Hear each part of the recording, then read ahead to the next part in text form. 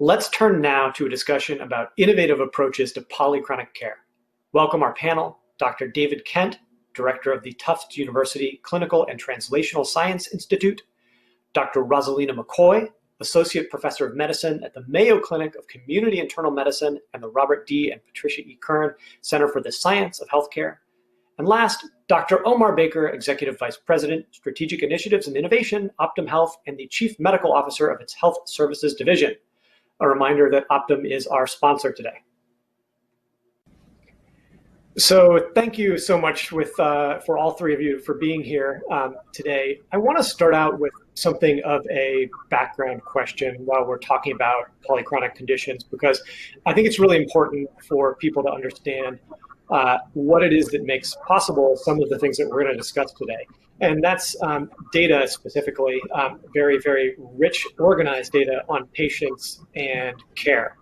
So, healthcare has this reputation for being a little bit stuck in the past. And Dr. Kent, I want to go to you first, and maybe you can kind of help us understand as a groundwork for some of what we're going to talk about today. What has really changed in the last decade that has made some of the analysis that we're going to talk about possible? Yeah, well, actually, I'd like to go back more than a decade because I've been trying to do this work for maybe 2 decades. And I've noticed, an enormous change over the last several years. And perhaps the seminal event was actually the crash of the housing and the stock market in 2008. That might seem like a weird thing to say, but that led to the American Recovery and Reinvestment Act. And within that act, there was about $30 billion of incentives for the meaningful use of electronic health records. And we went from a period of time pre-2008, where we had maybe 10 or 15% of acute care hospitals that had electronic medical records, to, post-2010, where it shot up to 90% of acute care hospitals, and now it's somewhere around 96%. So we have the digitization of all these electronic health records, which used to be in handwritten notes. And now that we have the digitization, which is just a basic capture of the information, the question is, can we make that useful to us as researchers? And that still takes a couple of steps. We have to connect data from many, many different sources. That means connecting medical records data with billing data, and connecting that with pharmacy data, and connecting that with lab data, and then connecting one hospital to another, and then connecting patients longitudinally from their outpatient clinic to their inpatient clinic. And then that'll set up an environment for a learning healthcare system. And a learning healthcare system means we can actually glean novel scientific insights, useful scientific insights, which can then be fed back through the same system, through the system of the electronic health care system, to actually influence care and decision-making.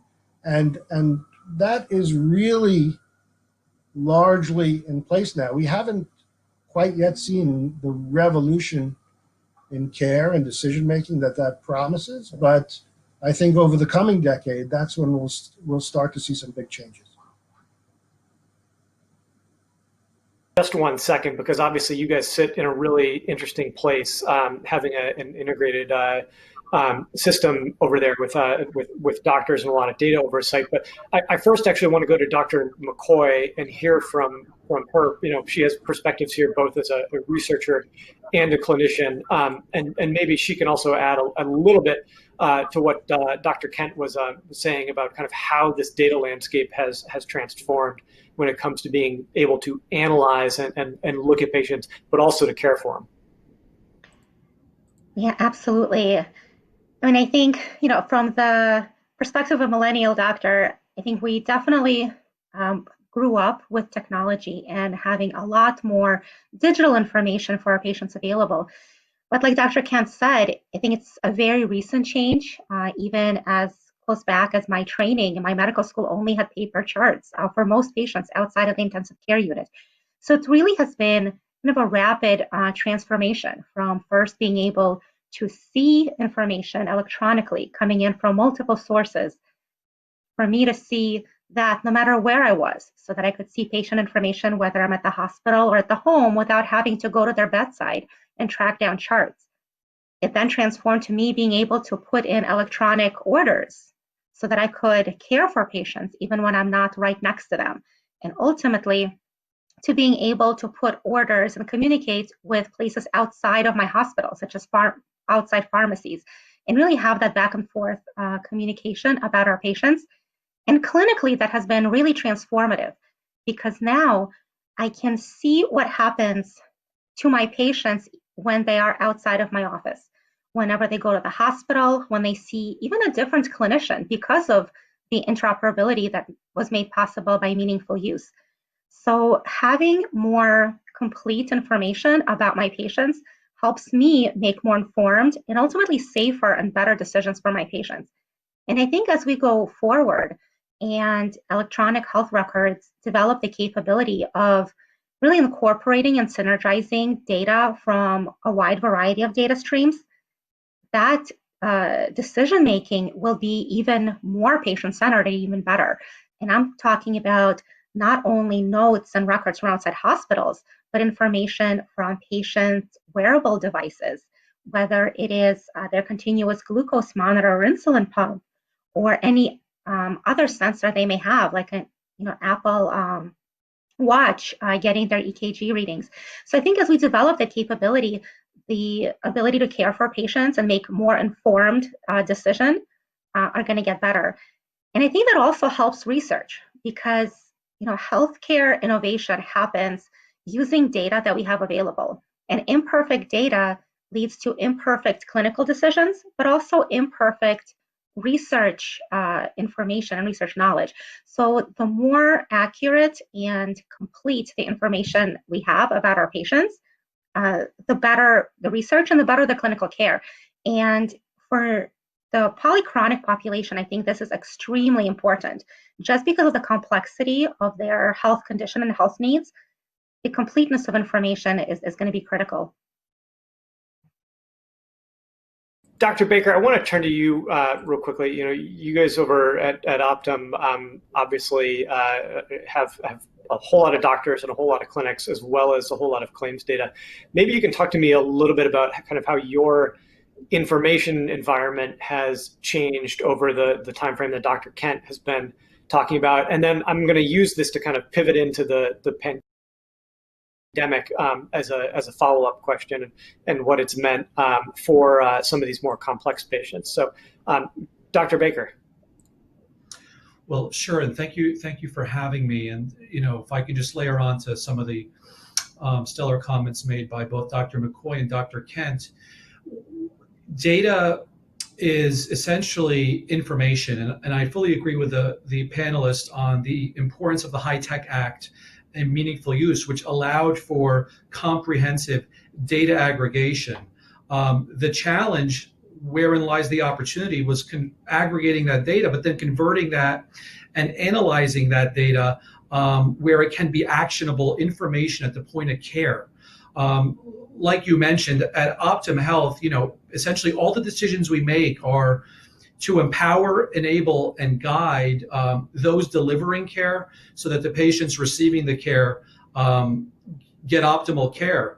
And to us, value is essentially an equation, at the risk of simplifying it. How can we achieve the best medical outcome at the lowest possible cost of care? And obviously, patient and provider experience are a part of that equation, with the quadruple aim being our North Star. But data is extremely important, which informs our clinical, operational, and strategic decisions.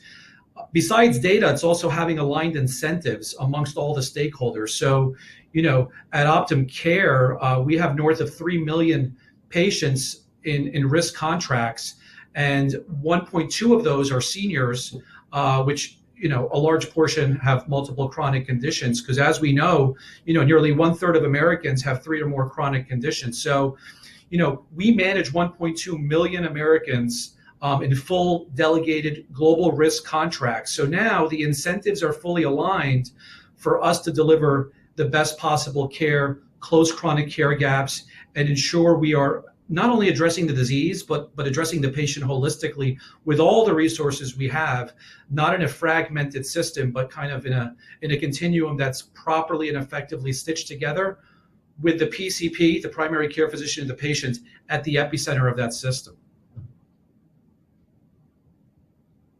Here while we talk about this, because I think there's been this kind of we talked a little bit about the changes in data over the last several years, but obviously we all went into this pandemic environment, and Dr. Baker, maybe you can talk a little bit about how some of this stuff was revealed in terms of how you all were operating when COVID-19 happened, and obviously that forced some of this stuff to the fore in terms of both these patients who have multiple chronic conditions who are obviously highly vulnerable to COVID-19 illnesses, but then also how that impacted how you guys were operating across the system. As you mentioned, we have nearly 70,000 employed, affiliated, and contracted physicians across 43 states. So there was an enormous responsibility to effectively and precisely target our most vulnerable patients and members across this country during a time of a lot of uncertainty. But, we were steadfast on three pillars. Number one, continue to follow the science and be relentless about evidence-based medicine. Number two, do whatever it takes to protect our workforce. And number three, harness the data so that we can scale decisions across the country, across hotspots, and apply those lessons learned. And some examples were, around PPE. We needed to give our front lines the physical armor they needed. So we created algorithms that would appropriately and effectively predict burn rates, which informed where we needed to shift PPE because we could not have any disruptions in our clinical operations across the country.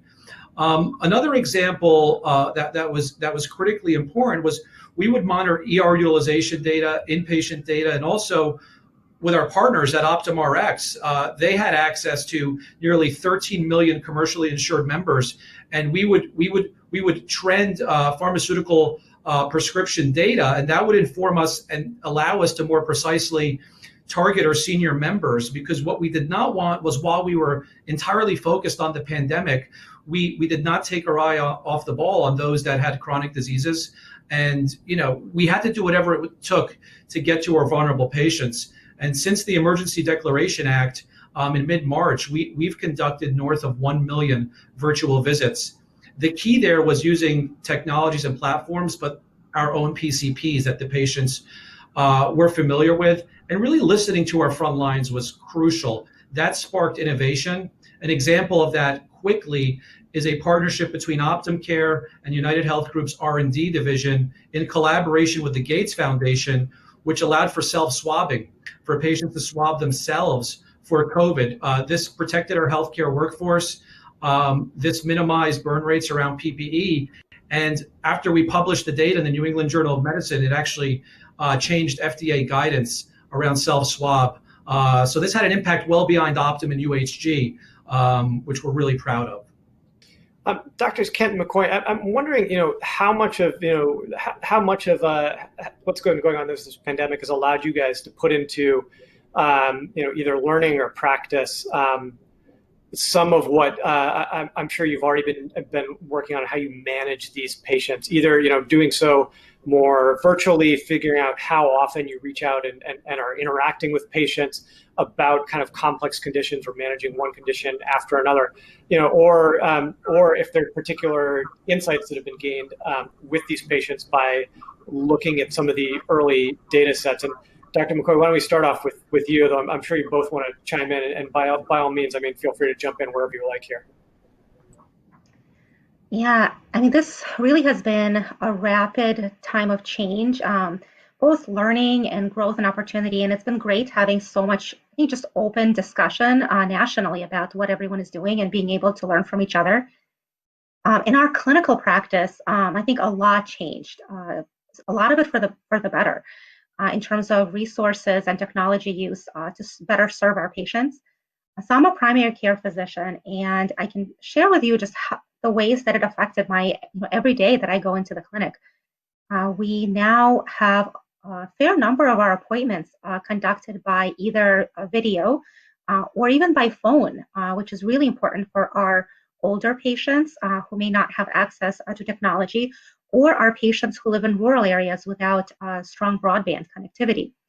So being able to deliver care to patients who are homebound, whether it is due to safety concerns for COVID, or because they may be in quarantine themselves, or because they are frail and elderly and are homebound as well. So we've been able to reach many of our patients and deliver really high quality care. We've surveyed our patients and our clinicians to learn about that experience, and it's generally been very well received because it's bringing care to the patient when, where, and how they need it. At the same time, we've been able to develop kind of innovative approaches to care, specifically in the context of COVID. So for example, our remote patient monitoring system for patients who have COVID-19 has allowed them to remain at their home under very close monitoring and supervision by our clinical staff, but without having to go into the hospital. So patients receive a box in the mail with a welcome kit for the remote patient monitoring. Comes with a tablet that is cellular enabled, so they don't even need Wi-Fi, which has been great for our rural patients. A scale, a pulse oximeter, a way to check their blood pressure, heart rate, and all of that feeds directly to the healthcare team, who also is able to send them questions. So it becomes this interactive, sort of both live and asynchronous communication to identify deterioration in health, help troubleshoot problems, and keep patients safe at home. We've had other programs that brought care, again, to the patient's home, like engaging more with our community paramedics, who have been the only team to go into the patient's home despite COVID, even to see COVID infected patients. Again, making sure that no matter the circumstance and no matter the need, all of our patients' needs continue to be met, because we really wanted to avoid the situation when patients forgo care, whether it is because that care is not accessible or because they are scared or they have no way of getting there. Because forgoing care for chronic disease will lead to so many problems, both now and in the future. So we really wanted to make sure we anticipate and meet those needs. Dr. Kent, I do want to come to you, but Dr. Baker, I'm wondering how much of that type of remote monitoring have you all been doing on your side as well? This is something I've heard a lot about from folks across the country, actually, about the question of how do you actually keep people who don't need to be in the hospital or in the urgent care out of there, both for a healthcare utilization burden standpoint and just for their own safety. Yeah, and we've been doing this before the pandemic. What the pandemic allowed us to do, and was to accelerate this and augment this in a more customizable and scalable way, where it was more nationally relevant. Some of the products and capabilities across OptumHealth, besides the OptumCare clinics, are our house calls business, which does hundreds of thousands of at-home visits a month. This was redeployed and repurposed during COVID in a really effective way. But to your question around technology and how we combine that during the pandemic, we used a remote patient monitoring platform called Vivify, which is one of our assets. And an example was in our Seattle market. We combined our virtual capabilities with the PCP of that patient with a 24/7 nurse line under a population health services division that was also connected to our remote patient monitoring to monitor duly eligible members, approximately 9,000 of our sickest members. And these historical point solutions were quickly brought together as a comprehensive solution to monitor our sickest and most vulnerable while they were at home. Dr. Kent, I want to come to you real quickly, because I know you work with some. You've actually had access to some very large data sets, I believe. You mentioned out of New York and out of the Netherlands. Maybe you can tell us a little bit about what you've been about those sets and what you're looking at, and kind of, I think one of the questions I have for you is, when you're working with the access to the data that you've described, how do you begin to pull out kind of individual learnings as opposed to kind of broader population analysis? I mean, how does this, say, hey, we've got 16,000 patients or 1 million patients? How do you tailor this down to the level of a patient for a clinician that they're going to be able to apply this stuff? Yeah, well, I'm glad you asked me, because that's one of the areas of research I'm most interested in. Just to pull back a little bit, in addition to doing research, I also work as a hospitalist here at Tufts Medical Center in Boston. And even in the short amount of time that we've been dealing with these viruses, we've seen some new treatments come online, and I anticipate we'll see some more new treatments. So we've had remdesivir and dexamethasone come online, and I anticipate there'll be some more. And as these treatments come online, and as we get better in supportive care of these patients, we're seeing our mortality rates drop quite a bit. We have funding here from the Patient-Centered Outcomes Research Institute to create some predictive models to help prognosticate with these hospitalized patients, to support really patient-centered decision-making. Decisions about whether people want to be intubated, given what their risk is of having potentially very long stays in the intensive care unit and a potentially high mortality rate. We've teamed up, as you said, with hospital systems in New York and the Netherlands to have over 16,000 hospitalized patients to help support this predictive modeling. And really having these very large patient populations is necessary if we want to individualize decision making, because the more variables that we think are important to include in prognostication, the more patients we need to make accurate estimations. So, having 16,000 hospitalized patients really permits us to make better estimations, make use of a broad array of data, including, demographics about the patients, comorbidities. Does the patient have diabetes, hypertension, and other comorbidities that might play into mortality, lab values, and so forth. Without this ability to routinely collect data during clinical care that can be repurposed for research that can then be fed back for clinical care, we wouldn't be able to do this. And I guess the other thing I want to make clear is that over time, as the mortality rate drops, we hope to have the ability to recalibrate these models to account for all these new therapies as they come on board, to make sure that our prognostication keeps pace with the changes in clinical care.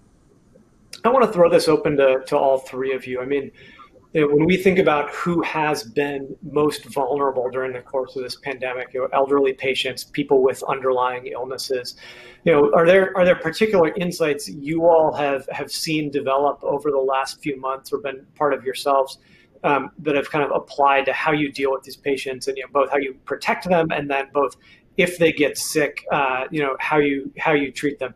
And I'm happy to just kind of do round robin on this. Maybe Dr. McCoy, you can go first, and then we'll go to Dr. Baker and Dr. Kent.